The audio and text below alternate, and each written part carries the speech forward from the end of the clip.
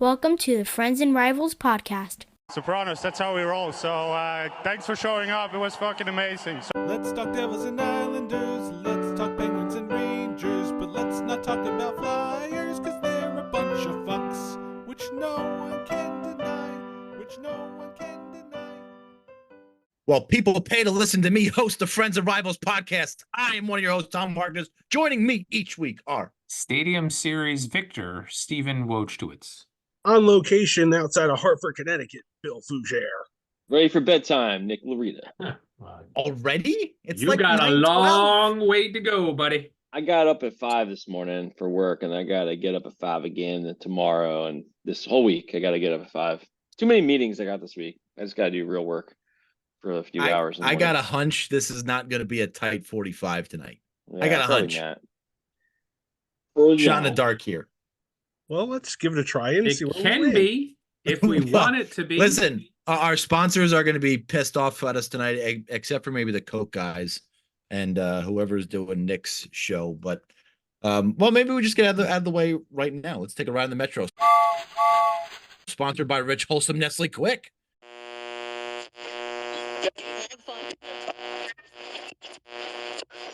Hello, boys and girls. Do you hate the taste of regular milk and need energy?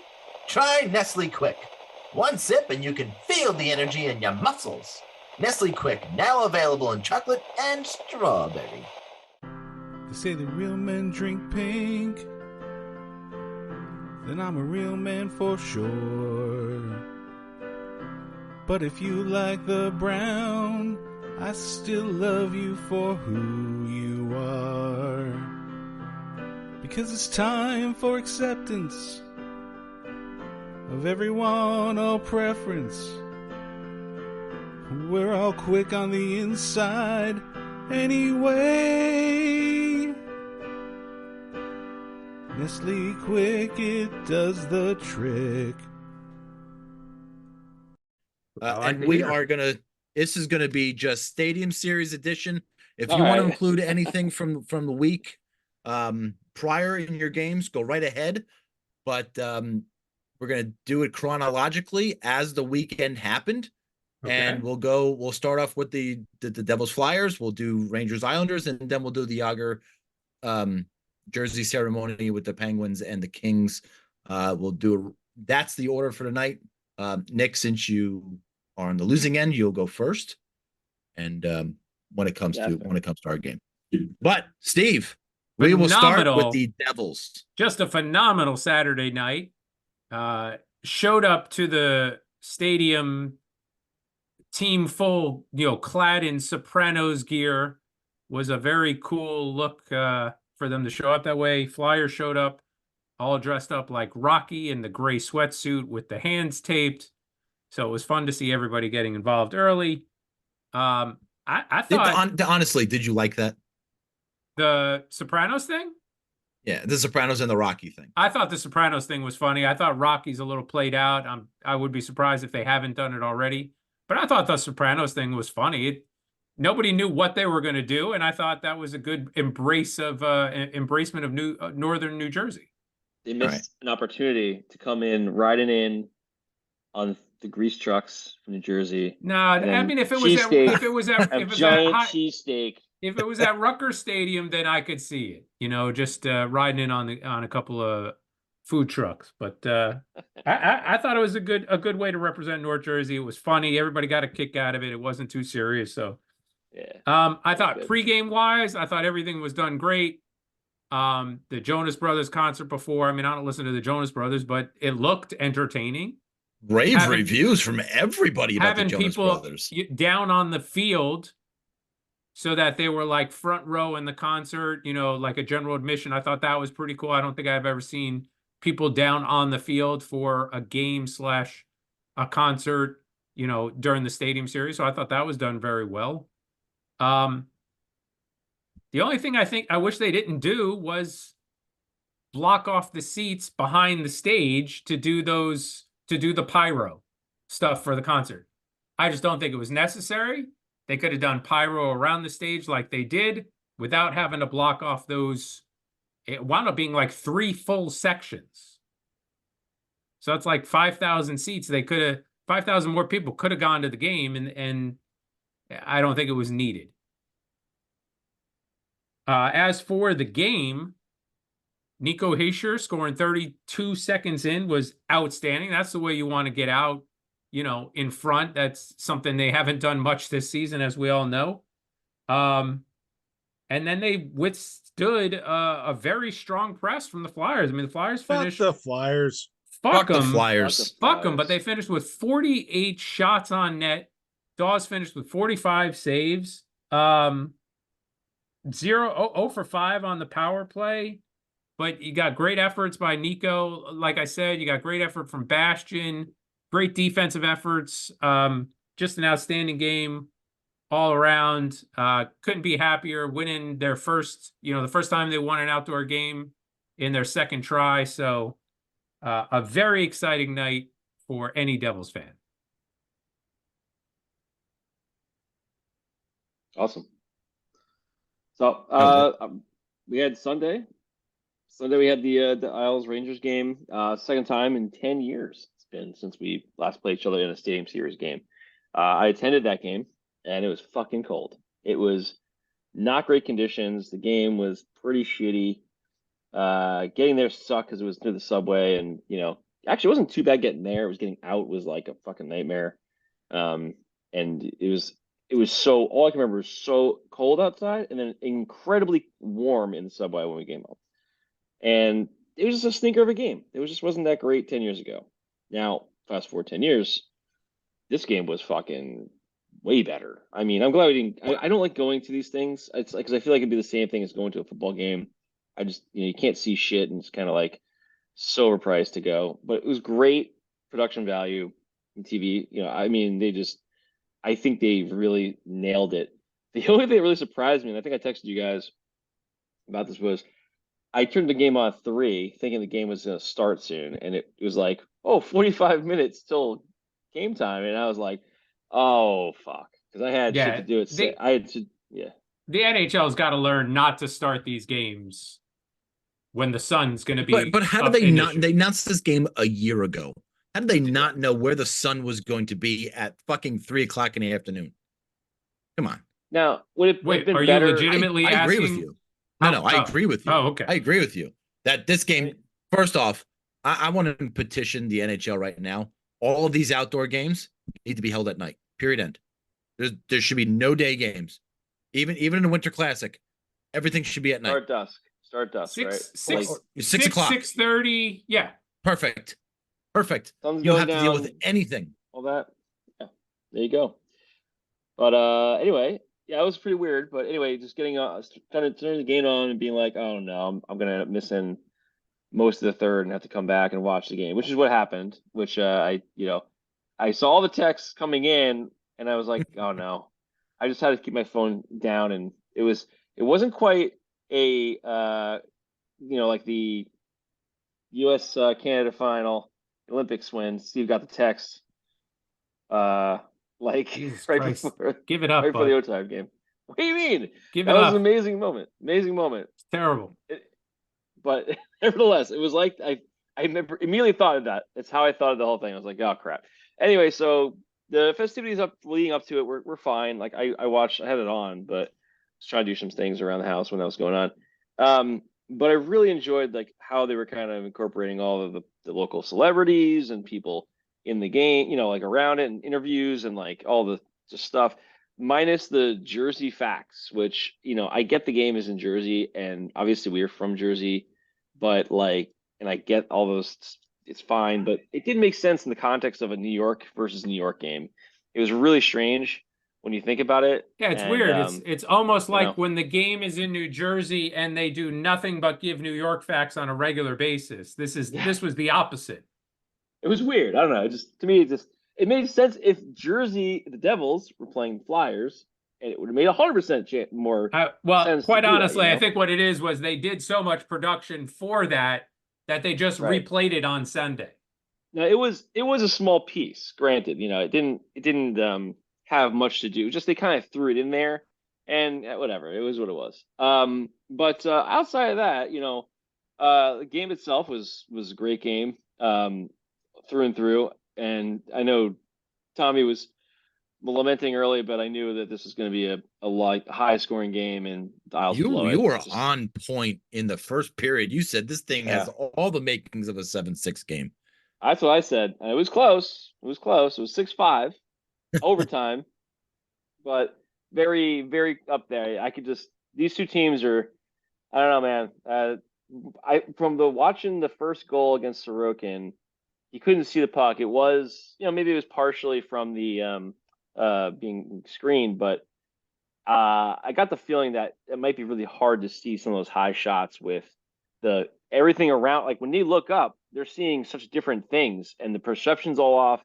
I'm like, man, long shots are just gonna dominate this game, is what it felt like. So that's why I had that feeling. Nick, it wasn't even the sun glare coming off of the ice. It was the sun glare coming off of like the press boxes. It was that high coming down, and it gave the ice and to me all around the rink like an orangey glow that it was very difficult for both of these goaltenders, Sorokin and Igor. I mean, it was they were in a no-win situation that first period.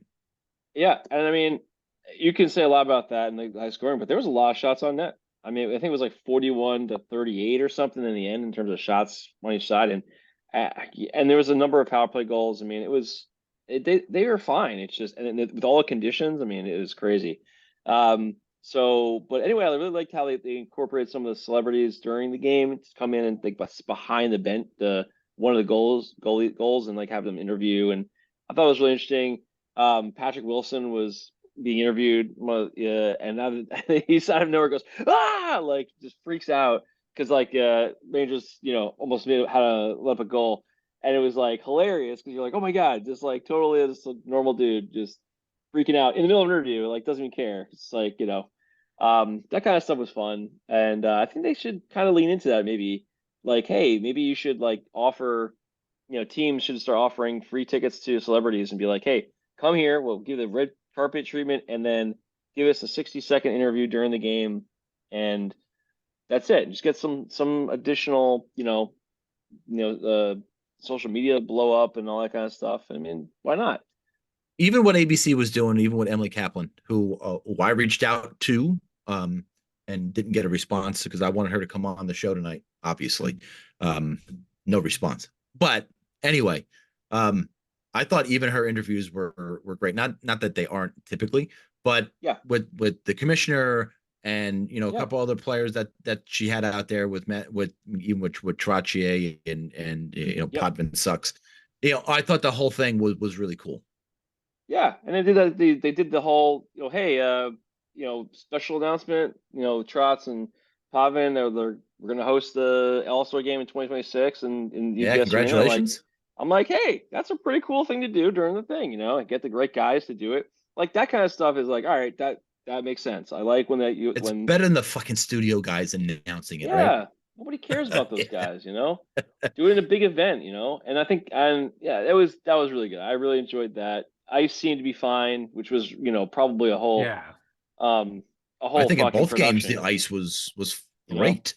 It was, I mean, no complaints, and like, just with all the conditions, you're like, man, it's got to be a challenge, and I guess they learned over how to do this over time. Because I think it was like the one game, the outdoor game. I think it was in Lake Placid, Lake Tahoe, Lake Tahoe. Lake Tahoe. They had problems during the game, right? They had to stop for a bit because it was like it got bad, and they had to like wait till it got dark out, and then they could resurface it and everything. So like, but oddly enough, when the Stadium Series was at Dodger Stadium, I don't recall them having a lot of issues with the ice in that game, and which they started at night, which is what is the right move. Yeah, but I don't recall them having issues with the ice out there. Yeah, and then my other favorite thing, I think you nailed it. There was like no commercials during that whole entire like first period. It was awesome. Like, well, I think that all the time. I think the power plays really fucked their shit up. It may have, but that was great. That was really great. And I think outside the outcome, I had a great time watching the game. It was a lot of fun, and I did have to catch up and rewatch the last part, which was kind of shitty. But I didn't spoil myself while I was going back and like to the ESPN app. I even accidentally hit the beat it back and got out, and then I couldn't go back into the game because it ended. And I'm sitting there like, oh no, am I about to find out that we won or lost and I can't? And then I went back and it was already moved down to the like completed games thing.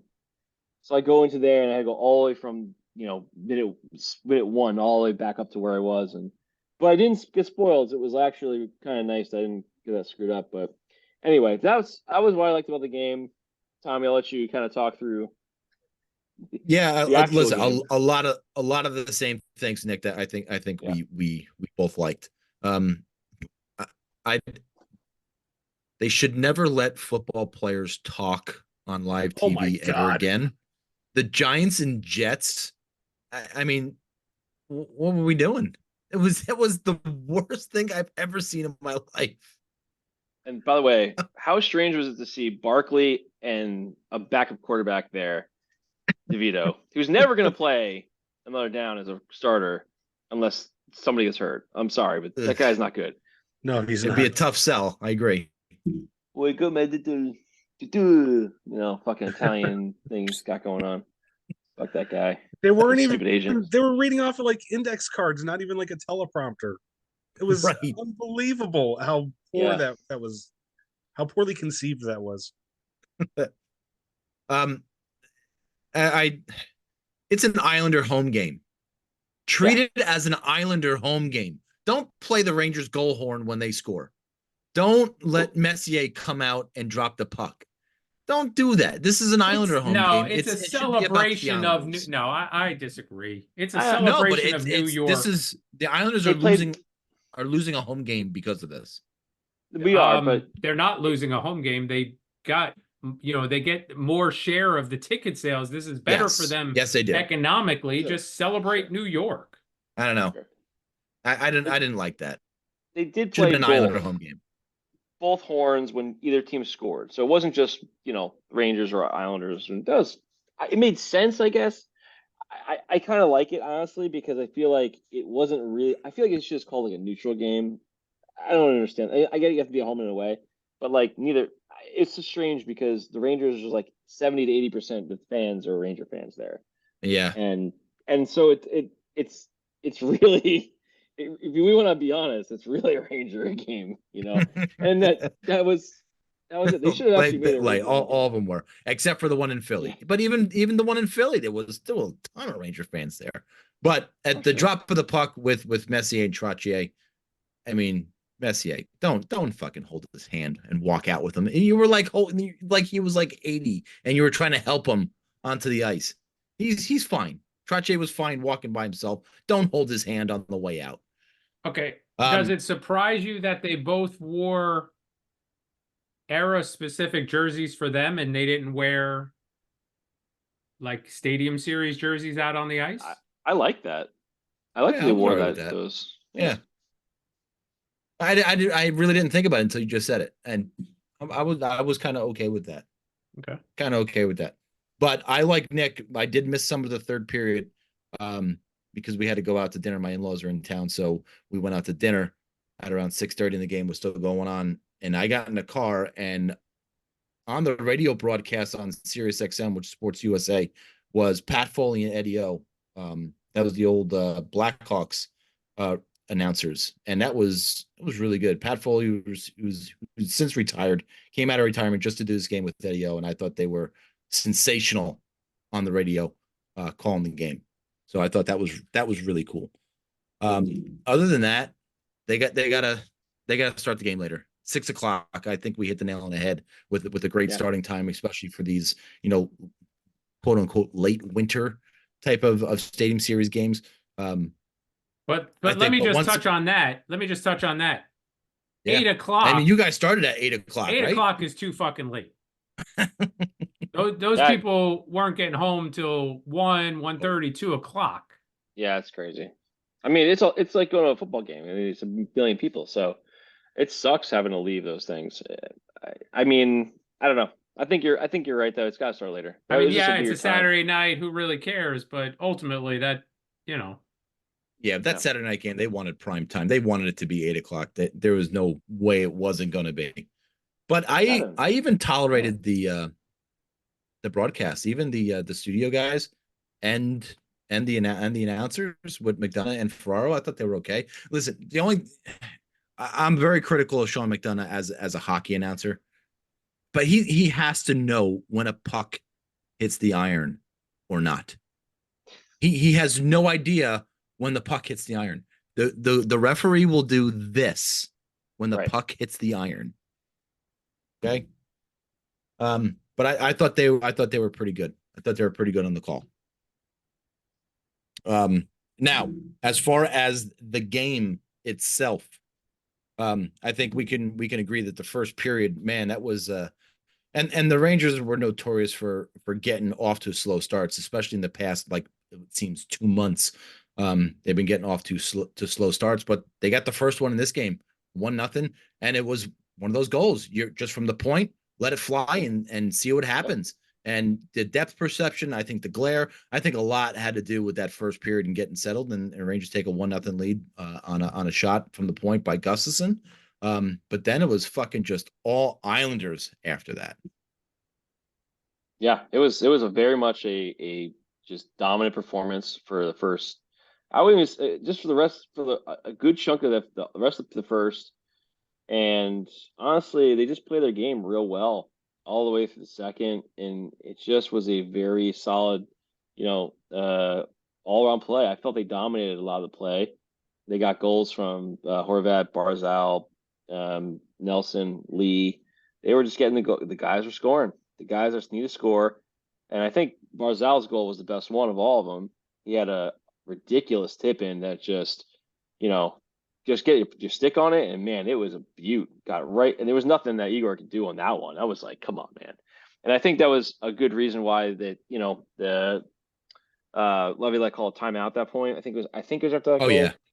And I was shocked he called a timeout. He never fucking does shit like that when he should do shit like that. Yeah, that was the right play. I was glad to see he didn't, switch out Igor, because some of those goals weren't really him. I mean, I think the Horvat goal was a long shot. Listen, the Horvat goal was all on him. Definitely, that was him. I agree, but not everything was him. And I felt like it's just one of those things you got to feel out and see how it's going. And I'm glad they didn't pull him, because it was the right move. Just call a timeout, get everybody relaxed. And listen, as the game progressed, as we credit the Rangers win, not only to Mayfield but more to Igor, kind of keeping him in there. Keep him in there. No, I agree. And then penalties, dumb penalties by Mayfield, absolutely killed us. And I really had no idea your brutal. PK was that bad. Yeah, it's bizarre because we've had a great PK for the last decade almost, and it's the Islanders. I thought that was like notorious. Yeah, I don't know what's happened. They can't figure it out. It's like they don't know how to PK now, and it's brutal. But more so than that, it's just you can't put yourself in that position. And Mayfield put 2 penalties in the last 10 minutes. The second penalty was the killer, because that's the one that obviously they got tied up on. I mean, you're playing effectively a 6-on-4 with an empty net. You're going to score pretty much in that scenario, and it was a great shot. I think was it Benajad scored that one. I think, if I remember correctly. Who scored that one? Yeah, but before you get there, you get a power play in the second period by Trocheck, who kind of just had his stick out in front of him, and Panarin just kind of hit it, and just happenstance, it just hit his stick and got deflected, past Sorokin, who I thought played a really solid game. And then at the end of the second period, you get one there, and now you got a little bit of momentum going into the third period, and Trocheck was able to really stuff in a puck from the side of the net.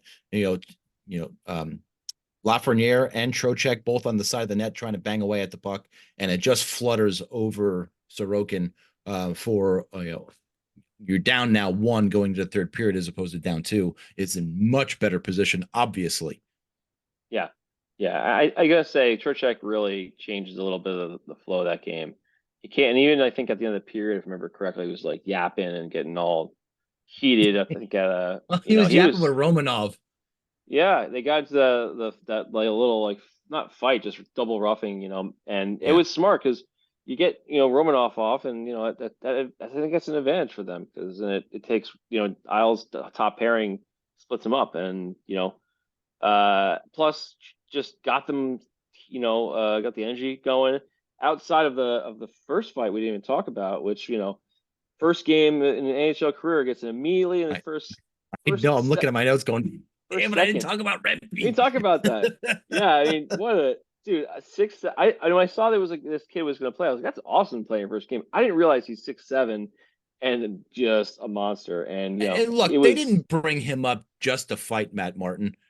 He said in the post game interviews that Martin kind of gave him the eye and warm up, so he kind of knew it was coming. But they didn't call him up just to fight him because they got Enstrom, who's just as tall and just as physical as Rempe. So they got these trees on the fourth line now. And Barclay Goudreau's what, 6'2", 6'3", and he looks like a freaking toddler standing in between those two trees. Yeah. I thought I read that differently. That Martin said, or no, that Rempe said he was like eyeing people up while he was in the warm ups, and then Martin, during after the first goal, was like, "Hey, you want it?" Like, yeah, you could figure it. I mean, that's fine. He figured that like he's like get out of the way early. He didn't he knew the kid was getting one to fight, and he's like, good timing to do it.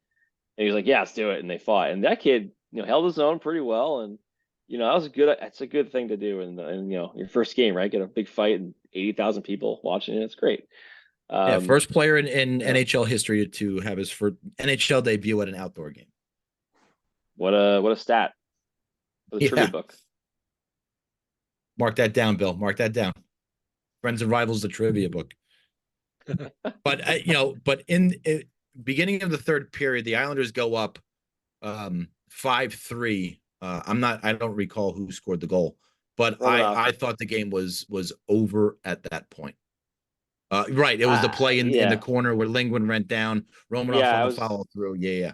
Total. At that point, I thought that was game, set, match. We were done for. Then there was just they turned their momentum around, some penalties, got that next goal, and then that was it. It's a 2-goal lead. Once they changed it around, and obviously we saw it happen with the penalties with Mayfield, and the game tying goal. But overtime, obviously quick overtime. Wait, we didn't get to overtime yet. We still got 2 goals to talk about. Oh my God, Jesus Christ, killing me this. Well, look, the play between Trocheck and Romanoff really, put everything on 4-on-4, and then the Rangers get a 4-on-3 power play, which turns into a 5-on-3 when they pull the goaltender, and Kreider with a deflection in front, makes it 5-4, and now you got a little bit of life. But then, man, Mayfield taking that penalty. I mean, I don't even know what to say. I felt third bad penalty in the game. Third period in the game, he for him, and second tripping call in the last 10 minutes of the game. I mean, it's just inexcusable. You got to have control of your stick, even if I read something that like maybe he lost an edge before his stick got there, but I don't care. It's you can't have yourself in that position, man. It's brutal.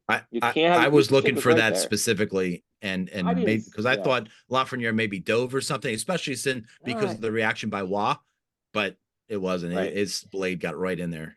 That's what I thought when I saw the replay. I was like, you gotta be kidding me. That's just, you can't do it. It's just so bad, It's what it is, man. He's gonna. Yeah. But even Bill texted, even on the ensuing power play, the Rangers pulled the goaltender prior to getting possession of the puck, which I thought was a huge mistake, and it almost was a big mistake because the Islanders sent one down the length of the ice. That didn't miss by much of sealing that game for an Islander victory. But they missed, and the Rangers come back down and score a Zibanejad goal, a power play goal with a little over a minute to go, sends the game to overtime. And just the weirdest fucking goal you'll ever see in overtime. 10 seconds into overtime. I get the pass coming across that you shouldn't pass. I don't get that pass. What the fuck was he doing? Everybody knows that. I do understand that. Bad pass. These guys sometimes I can't even defend guys. These skilled guys in overtime get too comfortable with some of that shit. And you know what? Panarin was right in the right spot, and he knocked it down. I mean, you're not supposed to make that pass.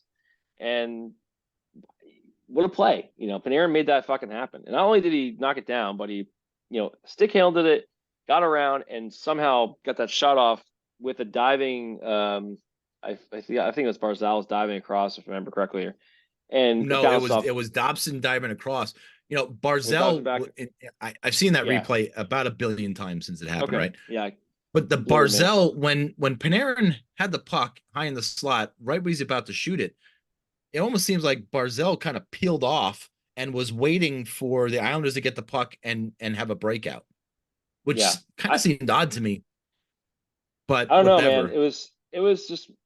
I think they treated it too nonchalantly. Clearly, it's like, guys, you got it's an overtime game, but you got to treat it like a playoff game.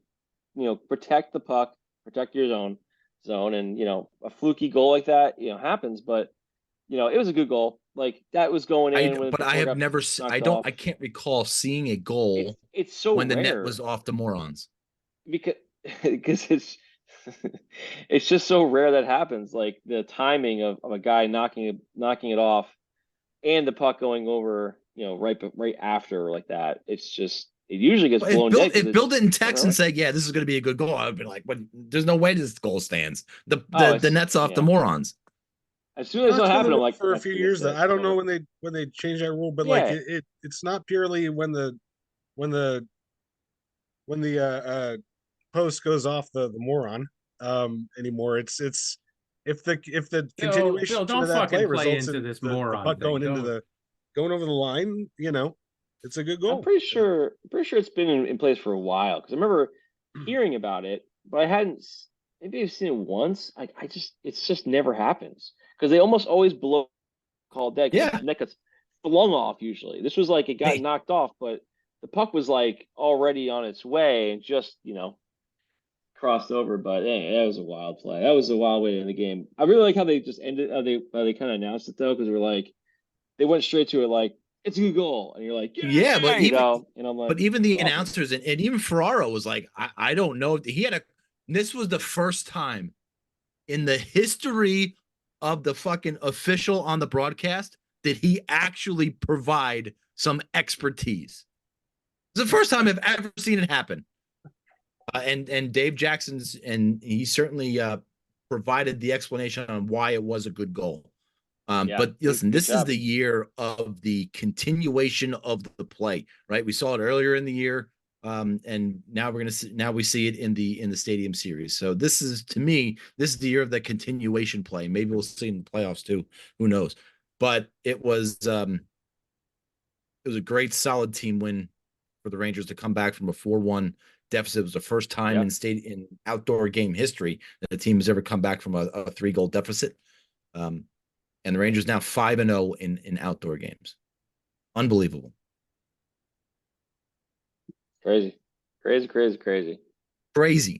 But I was kind of surprised that they had other games scheduled as the Stadium Series game was going on. I get it's not the Winter Classic. I understand all that, but this is like a national big time game. And I just figured the NHL wouldn't schedule anything around it. But not only did they schedule a game around it, they schedule a fucking one of the greatest players in the history of the sport have his fucking jersey retired during the game. So that's more, I think that's more the Penguins doing that. It's not like that got the jersey retirement didn't get planned. Yeah, you're right. As long ago as the Stadium Series did. That's the Penguins just being fucking sour grapes, wanting their little slice of attention too. I don't necessarily agree with that. Well, the Stadium Series game got pushed back. I think they were planning to have everything kind of start on the heels of the Stadium Series ending, but the start of the game got pushed back. They went to overtime, blah blah blah, and so I think that's where they kind of interfered with one another. Okay, fair enough.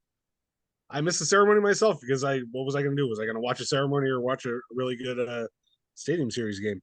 So, but yeah, they the Pens. Sorry, I still have my cough. Really? Jesus. And you've had this thing for like 4 weeks now. I know, but they've downgraded it to stage 2 cancer now. I feel like I'm going to beat this. So, oh boy. Well, congratulations. Thank you. Penguins had, the Jagr ceremony, and I want to do like a little bit of a history lesson today because, the Penguins are history pretty much. Their season's history, so why not just look at history? So Jagr became the third player to have his jersey retired. First one was Mario Lemieux. First one was actually Michel Briere, and then the second one was Mario Lemieux. Do you guys know the story of Michel Briere and that player that most people never heard of that has his jersey retired for some reason? He got hit in the head with a puck while watching a game, and they had to put the nets up. Close. So Briere was a rookie in 1969. Wait, what's his last name? His last name is Briere? Briere, no relation to the. Did he push a kid down the stairs with his fucking wheelchair? Okay. Is that no relation to those shitty Flyer Briers. That would be a reason to retire his jersey, I guess. It's a common enough name in French-speaking Canada. But no, before there was Pele Lindbergh and before there was Stanley Heatley, there was Michel Briere. So Michel Briere did he kill somebody in a car?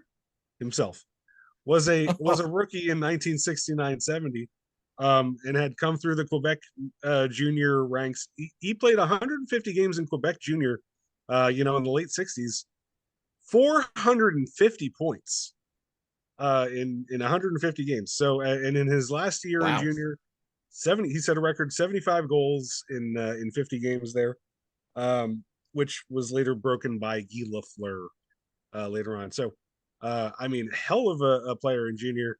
Made his debut with the Penguins in the 69-70. He didn't put up huge numbers, but he was a 20-year-old rookie, scored something like 55 points. And really caught fire in the playoffs that season. Scored like 5 goals in 10 games and pushed the Penguins, as far as they had ever gone in their history at that point. And then in the off season, he crashed his muscle car in his hometown, somewhere near his hometown, and passes away.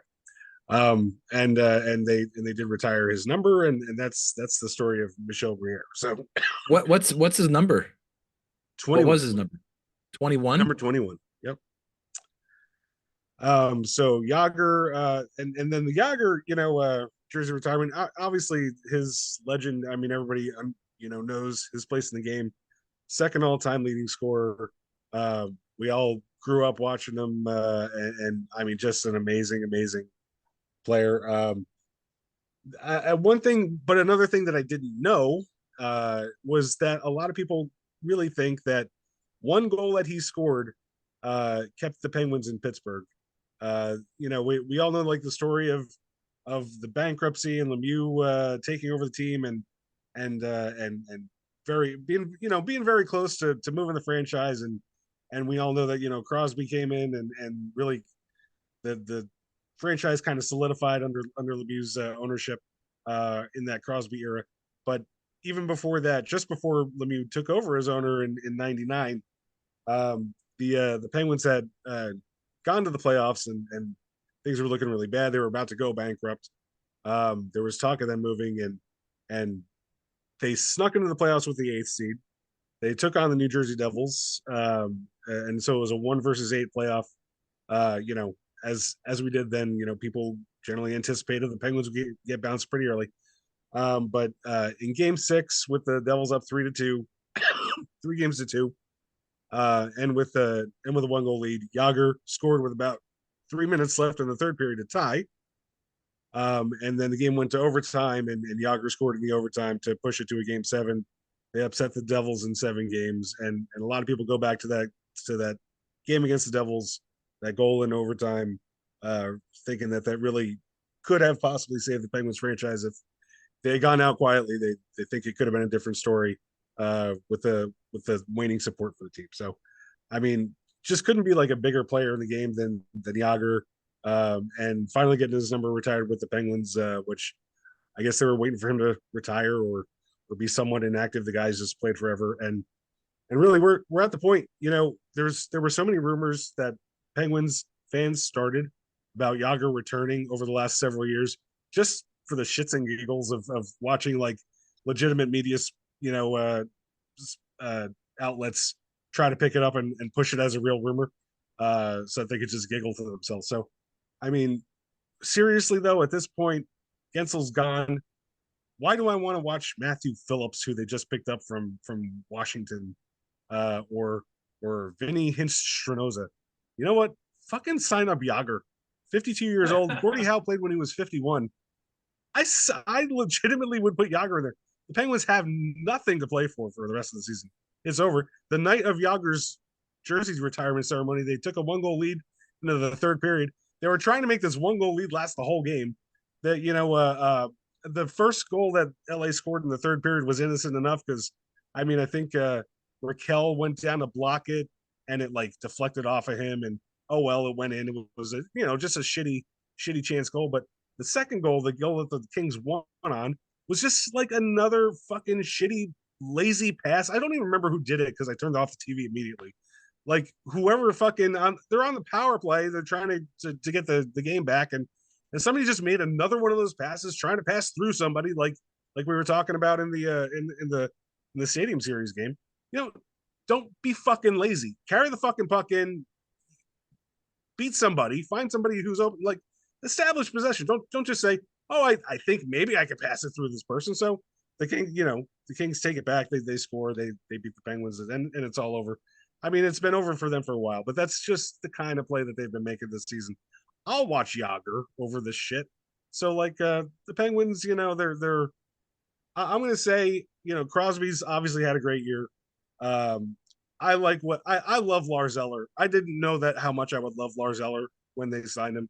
He's such a great leader. He's such a professional, and he's brings it every night. Didn't realize the kind of player that they were getting him. Great guy, but like Crosby, Eller, Marcus Pettersson, who's had a great year, and the goaltenders, who I was shitting on last year, but the goaltenders have been really solid. Every other guy in that lineup just has to look at in the mirror and say, man, I didn't bring it as much as I could this year. They just didn't care enough to not make these kind of stupid mistakes. So that's it. That's what I'm going to say on the Penguins. Listen, I think they care. I do. Honestly, I think they care. I don't know what to say, because there are some times where I see Rangers making lazy passes, and even the past 2 months where they haven't been so crisp. When a pass comes across, it seems to just bounce off of somebody's stick, and it's not a clean play, and now it goes back the other way. You see things like that, and I just don't necessarily think it's caring, because I think every player in the NHL cares at up to a certain point. But I don't know what it is. Maybe it's chemistry, maybe it's timing, maybe it's a number of different things. But things just didn't work out right this year in Pittsburgh. That doesn't mean next year that they're not going to get the breaks that they didn't get this year, especially with injury. I think it's just like the same story the Devils got going on. Last year they just played off their asses, and then this year just things aren't going their way. They've been hit by the injury bug. Goals that were going in aren't going in this year. So it could happen to anybody. That's funny because you can see a lot of teams on the bubble, or like in the back of the bubble, like the Penguins are, but that this season, like somebody's got to emerge out of that group and make the playoffs. It's not going to be the Penguins, but somebody's got to join. God help us. I thought the Flyers would fall out of this thing by now, but the Flyers are going to make it, because none of these other teams, like the Islanders, aren't clicking on all of our teams except for Tom's first place Rangers. Really have left a lot on the first place Rangers, yes. And somebody's going to make it, out of attrition. But yeah, somebody, they're just not seizing the moment yet. I mean, we're almost in. You look at a team like the Tampa Bay Lightning. When I was in Tampa downtown this weekend, looking at tickets to that game for them versus Florida, they were astronomical for that game in Tampa. It was like $200 for upper deck. I was like, are you fucking kidding me? Well, yeah, because you were going to see the Panthers whooped them. It wasn't even a game. And you look at Detroit is it Detroit? Is it the Devils? Is it the Islanders? Who's going to stumble in at the 8th seed? Depends Who's on gonna how do long it? Fitzgerald sits on his fucking hands. If he make a move and get a fucking goalie, we could really see if this team can make a push. Well, they And talked about Markstrom, right? And now it's UC Soros. Well, Markstrom apparently is not a dead deal. It's not a dead issue. They're still touching base on that. They're touching base on Hannafin as well with Calgary. So the conversation is still ongoing. But Nashville is 2 points out of a playoff spot. Why would they trade their fucking number one goaltender? Because they've got a stud ready to go. Yeah, but sometimes those stud ready to go guys just doesn't work out. But I don't know. Let me add, so we talked last week about the unwritten rules of hockey. Is there an unwritten rule? Right? We talked about the slap shot into the empty net. Oh, right, yeah. Okay. Dick.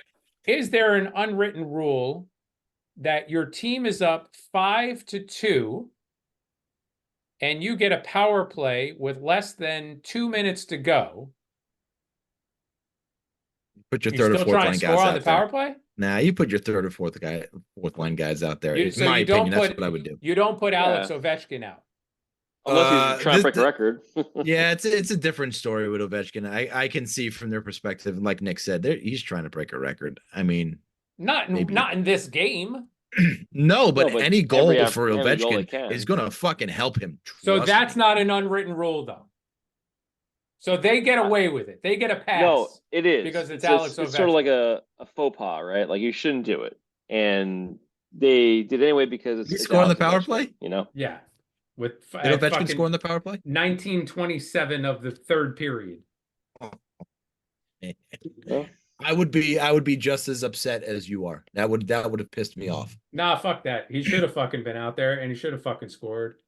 I think you fucking score whenever you can score because everybody knows it's true. that you don't score until you score.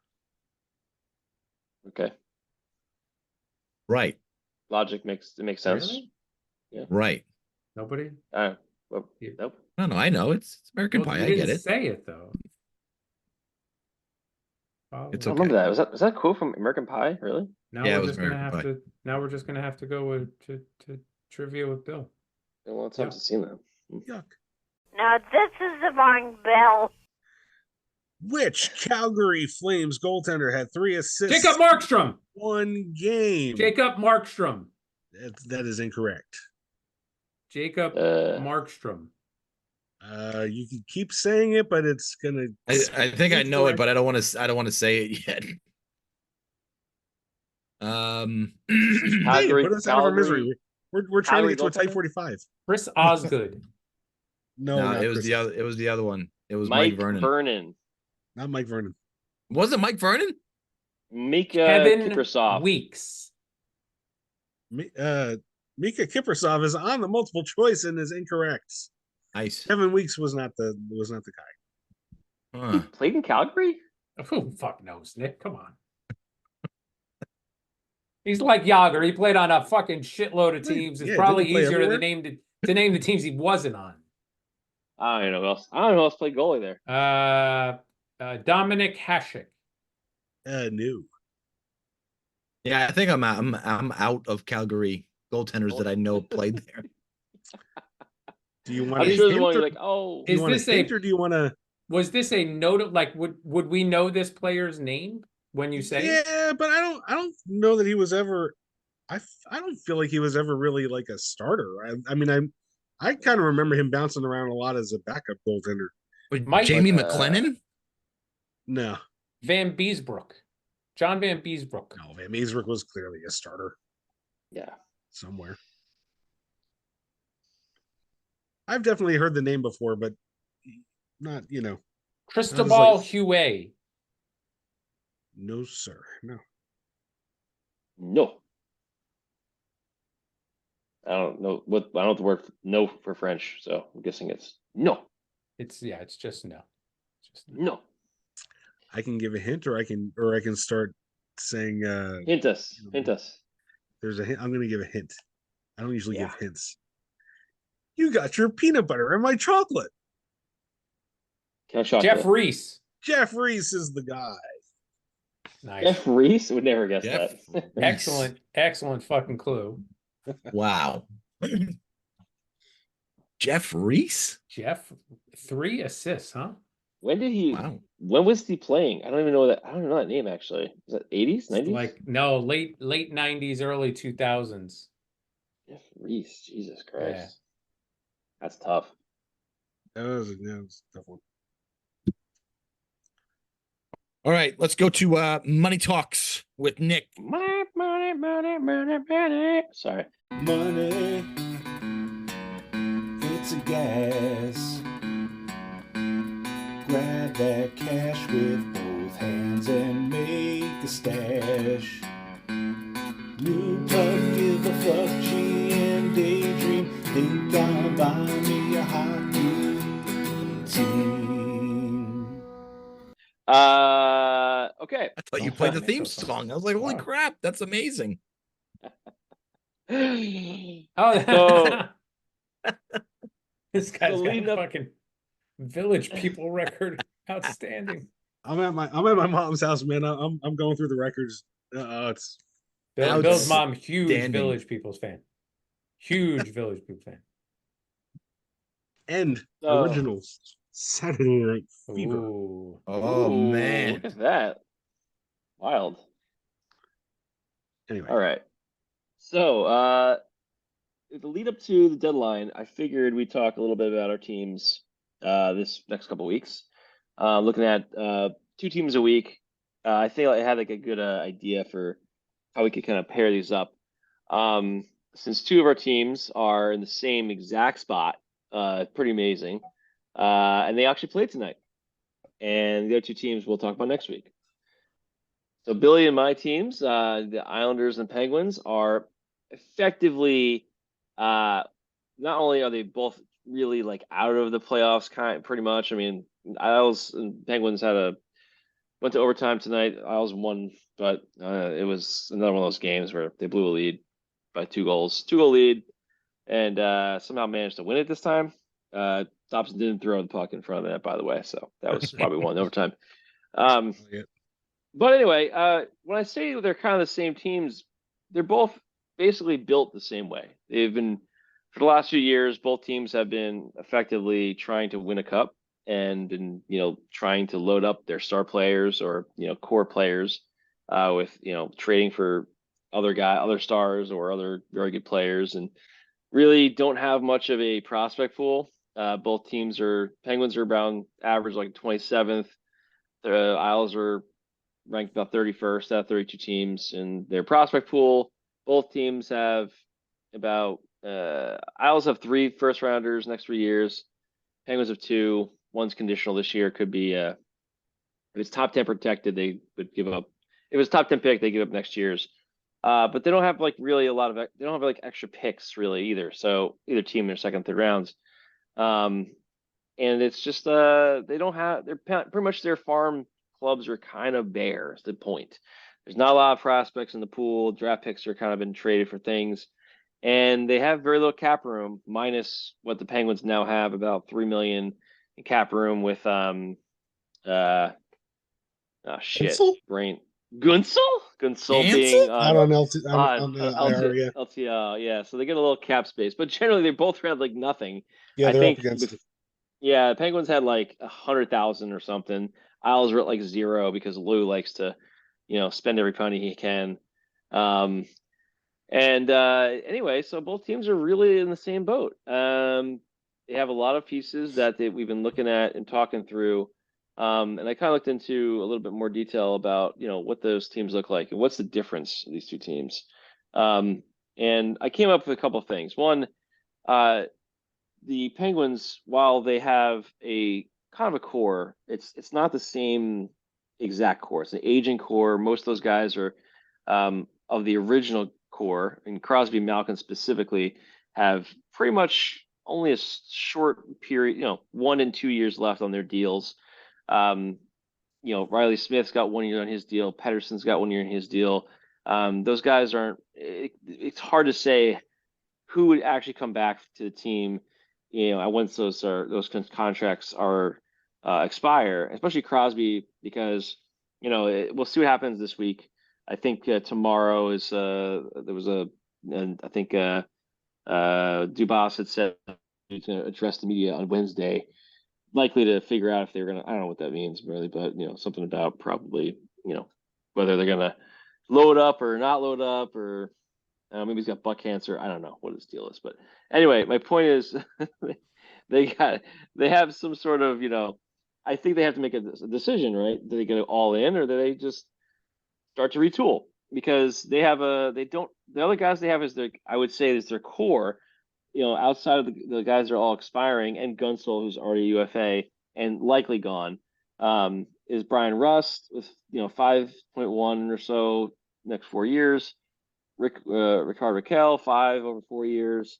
Carlson, 10 over 3. Letang, 6.1 over 4. You got Graves at 4.5 over 5, and Jari 5.5 or so over 4. And that's not like, out of those guys, like I don't know. That doesn't seem like a great. Those are supporting. There's cast nothing mostly. Attractive there. There's nothing attractive there. Yeah. I look at that and I try to think it any other way, and I just was like, man, I don't see how those guys. They're not really a core in that sense. They're just kind of the guys that's were around Crosby, Malkin, and obviously they brought in Carlson, but he's not the same guy exactly. But anyway, long story short, it looks like they're gonna have to figure out, are they gonna retool and try to build another couple of years around Crosby, who clearly is not gonna go anywhere else. He would have gone somewhere unless they blow the team up completely somehow and he goes and says, trade me somewhere, which we all know it's not going to happen. We know they made deals with the three guys, Crosby, Malkin, and Carl Letang, and they're all going to retire Penguins. They're not going to go anywhere. So they're going to have to do, obviously, trade Gunsel for some probably a first and a prospect, and maybe they make some moves and figure out how to navigate with like Carlson, or maybe they can trade him with like retention of maybe like $5 million retained salary or something crazy to like get out of that contract. But there's nothing. The good news though is there's nothing really long term. Everything they have is really a short period of time. They're going to eventually a retool, rebuild mentality, and there's nothing long term. Dubas had a setup like this in Toronto, and he left Toronto pretty much when nobody was on anything past 2 years. It was just like anything could happen. So that even though like they didn't win and they had all these UFAs, they had nothing extended, so it was kind of a blank slate. And I think it's interesting to look, because if you can make a couple moves as the Penguins, they could retool a few pieces. Maybe they pick up somebody in the offseason, but they're not really.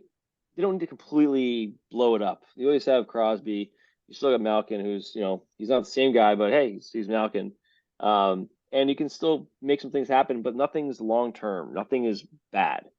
And you look at the Isles in their hand, and again, had no farm system really to speak of. They haven't drafted a pick in the first round for 4 straight years, and so that really obviously means that it's a win now state of mind, and that's they've every year Lou's been trying to raid the pantry to get more guys to come in and try to be the savior or the guy that pushes them over the top and into the a deep run in the playoffs and hopefully a cup win. And on the Isles side, they have a clear core. It's Barzal, Horvat, Sorokin, Dobson, Romanov. That's a clear 2 guys at each position minus goalie, 1 guy. I say Romanov as well because he's like 24, the same age as Dobson. He's clearly been I think he's the same age. But he's been a much improved guy. He's going to be a guy that they've been pairing with Dobson. And they're going to be, the top pair. That's it. Those guys are clearly the 1-2 for us. And they've already given these big contracts to Barzal and Horvat, 9.2 and 8.5 over 8 years. They're locked up. Those 2 guys play together real well. I mean, they figured it out, and those guys they're a pair. We're not separating them. Sorokin 8x8.3. I mean, you got 3 guys that are locked up long term, but they're very good in their prime. This is the core. The problem is they have all these other long deals. Lee is only $7 million for 2 more years, which isn't long, but it's $7 million. It's a lot. Pajot $5 million over 2 years. Cizikas 2.5 over 3. Those are guys that are role players, all 3 of them. There's by no means do you look at those guys and say these guys are what you need on your team to win a cup. Cizikas, I would say yes. A couple years ago, it's harder to stay in the lineup every year. He's an older guy. He's just the damage starts to accumulate. It's going to be tough to keep him in that role he used to play, and I just don't see it being the same guy. And then from there you have Pulak and Pelech are signed 6.5 or 6.2 and 5.8 over 6 and over 5 years each. I mean, that's a lot of time. My favorite player, Scott Mayfield, 3.5 over 6 years, which is brutal because he's going to be like 38 or 39 when he finishes his career. I think it's 38. I think it's going to be when he finishes that deal. And then Engvall 3x7. And then now the problem is a lot of these guys are really those role players. And the difference is that you have guys that are just such long contracts. There's no flexibility for Lou to make many meaningful moves. He just signed Mayfield and Engvall to these long-term deals that they're not a lot of money. However, you can't move them. No one's going to take Mayfield after watching that play, and he wasn't playing that strong anyway. And he's basically stuck. Engvall, so you're going to have to work it out with him. They have to figure out how to get his head back in the game. Engvall, he's been a bit. Him and Mayfield have the same thing. They looked really good last year, signed big deals. This year they look like shit, and you got to figure both those guys out. You can't have a guy like Engvall who's making $3 million a year forever if he's not producing, and he's like going to be ended probably on the third line at some point if he can't figure it out how to get back into that mode where he was really gelling with Palmieri and Brock Nelson. So on the other side, they have notable UFAs. They have Mike Riley, who they picked up for nothing. He's on like a one year deal for $1 million. And then you have Nelson and Palmieri have a one more year, $6 and $5 million each. And then obviously Dobson and Romanov are going to get big bonuses or big raises next year when they're RFAs. So that's going to be stuff that they have to keep an eye on. And it becomes how do you retool this team? I think between the two teams, I think personally it's going to be interesting because tonight was a pivotal game for both teams. Isles are I don't think Lou's going to give up. I think he's all in because his career or just his job kind of depends on it. And I don't think he can make the team a seller. I've had them as borderline, both teams borderline seller or buyer. I'm not sure which one, but I think tonight it's going to solidify the Isles are probably going to be the team that's going to try and push either Detroit or the Lightning or even the Flyers out of that eighth spot because it's going to come down to them and the Devils at this point, maybe even the Capitals. I think the Penguins are probably going to sell because at this point, obviously Gunsel out is kind of rough. They can get him back, but they're really struggling already to get that full thing together, and they need to start looking towards next year. So in my view, I think it's going to be really interesting to watch how these two teams, which one tries to do the retool. I think Pittsburgh's going to do it, and I think the Isles are going to try and buy and sell another prospect or another first round pick for another guy that's just going to be clogging up the salary cap for the next 6 or 7 years since we all know that Lou's not going to trade for a guy that's a rental. He's only going to go for a guy that's a term. So I'm not super sure I'm happy about this whole thing after doing this analysis because I'd rather be in Bill's shoes right now with the aging Crosby and Letang and those guys eventually retiring and riding off in the sunset and leaving quite a bit of money for the Penguins in a couple of years to just start working back into getting a couple hopefully good players for them. And it looks like they're probably going to tank a little bit. And Isles, I think, are going to just burn themselves more and more until Lou gets fired. I just don't see it happening any other way. It looks. I'm hoping I'm wrong, but I don't see the benefit here. It's looking pretty bad. So that's my kind of like recap before the trade deadline for both teams. I get the feeling we got a buyer in the Isles and the seller in Pittsburgh. And we'll talk about the Devils and Rangers next week. Yeah, I'm gonna agree with you there, Nick. I mean, I think Lou's past the point of no return. I don't think he could do anything but keep trying to add and keep trying to push that team to where he wants to get them. And there's nothing. I mean, he looks he's damned if he does, damned if he doesn't at this point. But yeah, I think he's got to push all in. And the Penguins, I think Dubas is gonna. I think this is what Dubas wanted to do, was to rebuild this team, and I think he had to throw a bone to the veterans when he came in and say, and he really did. He really did try to make moves to make the team better and to get him back to the playoffs. But it didn't work, and now now I think he's free to go any direction that he wants, and I think I think they're definitely going to be selling, and I think guys like, to your point, Russ and Raquel and some of those contracts, I'm sure, are out a few years. He'll have to make that decision, like, because he might get a piece for them, he might get something back for them in return. To get even value for them in return, he's going to have to retain salary on them, for sure. Might. So, but there's a lot of pieces they could move if he wants to retain salary for a little while and say, yeah, we're not going to be real competitive the next couple of years. But don't you think that those moves are more off-season moves and not actually deadline moves? Especially with Raquel and Russ.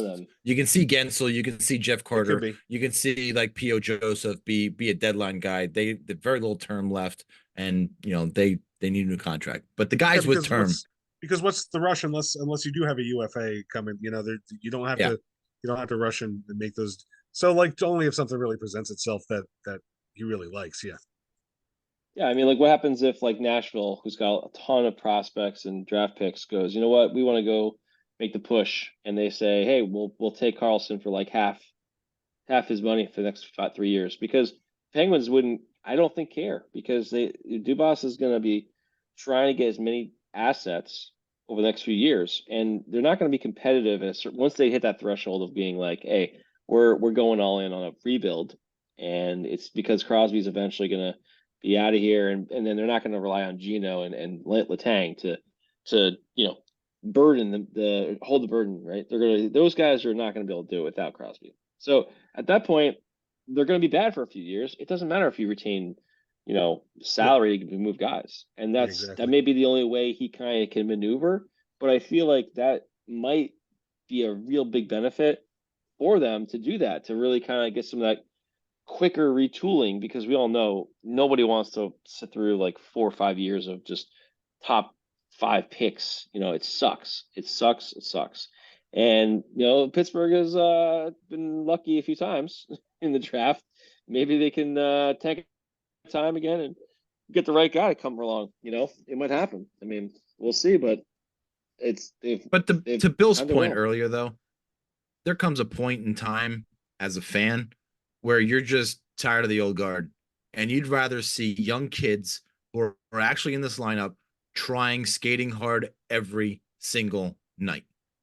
And I think, but you correct me if I'm wrong, but I think Penguins fans are getting kind of to that point, to where they want to see maybe the old guard kind of go by the wayside. Maybe this was the last ditch effort. Maybe they got one more left, but you can't withstand or sustain this over the course of the next 3 years. You gotta do something. It's either this year or next year where things got to be broken down, because I don't think you can retool this lineup. Penguins fans have as many idiots as every other fan base, I have to say. I've seen a lot the last few days since that Kings game where they blew that game, of people coming down on Sullivan and Dubas and pointing the finger at them, and I don't think that's right at all. I mean, you just don't understand the sport. It's one thing if you're having trouble motivating a a young team, yeah, you got to move on and find somebody else who's going to do it. When you this is a team that's veteran, like I'm not going to point the finger at Sullivan for the lackluster play. That I mean, he's proven too much. It's ridiculous. No, I agree. All right, let's go to this date in Steve's stomach. Oh, that feels better. Brought to you by Coca-Cola Zero Sugar. Right here, we're saving calories. Round here, we all look so lean. Round here, we enjoy Coke Zero, but sacrifice flavor, no. Round here, Coke Zero's the way to go.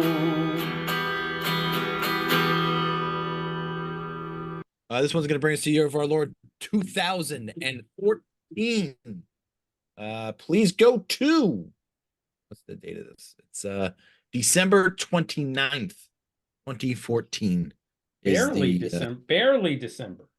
Yeah, but this is like a multi-story article, so I think it's not the day that this actually happened. It's just the day that the story was released.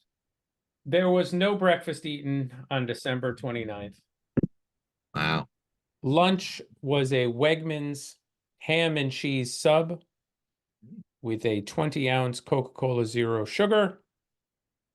There was ice skating and returns done in the afternoon.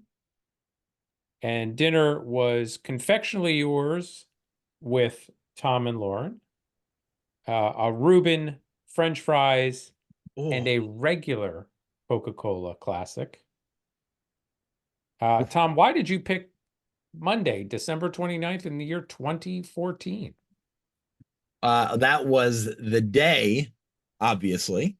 When it comes to, there is a time and a place for everything. And when it comes to partaking in the horizontal dance with your partner, it goes without saying that a sunny afternoon atop a historical public fountain is not exactly ideal. However, for one Russian couple, it was the erotic encounter has enraged local authorities so much that they're on the hunt for the lovebirds.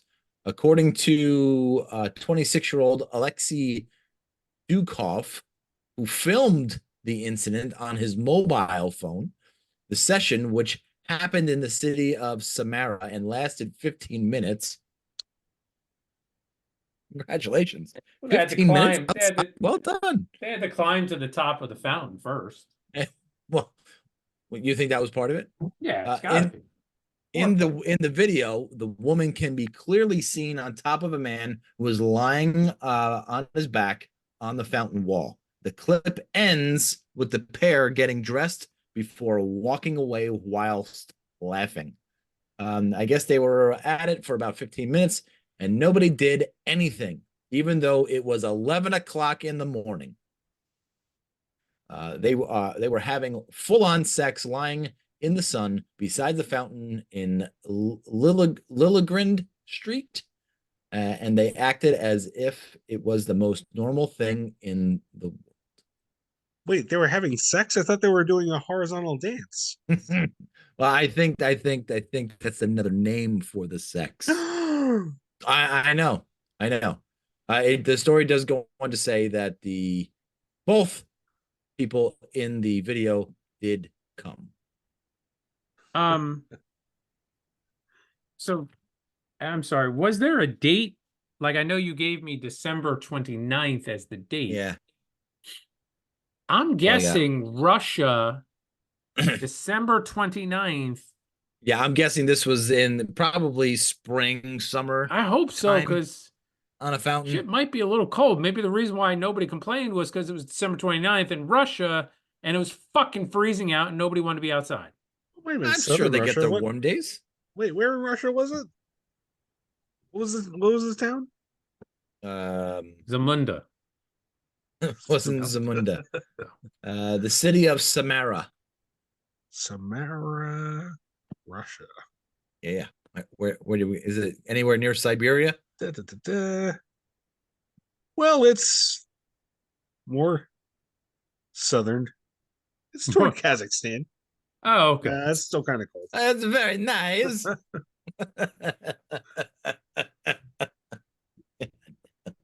I love that movie. Damn. My wife.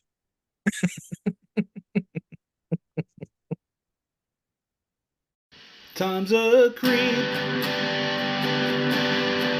Time is a weirdo. Where does he come up with the shit? It's so disgusting.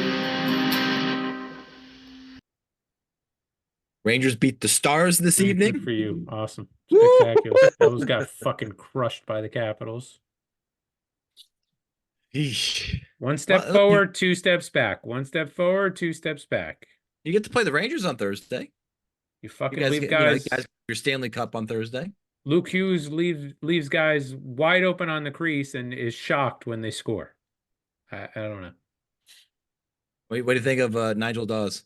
Think he's the answer in goal? I don't know if he's the answer, but he's the best option they got right now. He's better than Schmidt's played, and Vanacek went from being sick to having a lower body injury to now he's been out for 2 weeks. We could see Siegenthaler back though. That's a step in the right direction. Every healthy body helps. Even though he's been having agree. a shit season and apparently is one of the potential players that could be traded. Because this is like the only, even though he just signed that contract, this is the only year in that contract where he's got any sort of, he doesn't have any sort of no movement clause. Ah, so now would be the time to do it. He could be dealt, yes. Oh, I can't wait to hear money talks next week. I hope he likes Calgary. And if he doesn't, fucking bad. Fuck, who cares? You're going. Fucking bad. You're going. All right. Shorzy, you ready? You're going. All right. That's going to do it for us. Don't forget to go on the X at friends underscore. Did I say X? Really? You are all in. You friends, are all fucking in on the friends X. underscore rivals. Go on Apple Podcasts, turn on notifications for our podcast so you never miss an episode of the Friends and Rivals podcast. Billy, say something. They were screwing on that fountain for 15 minutes? Doesn't sound like they were rushing to me.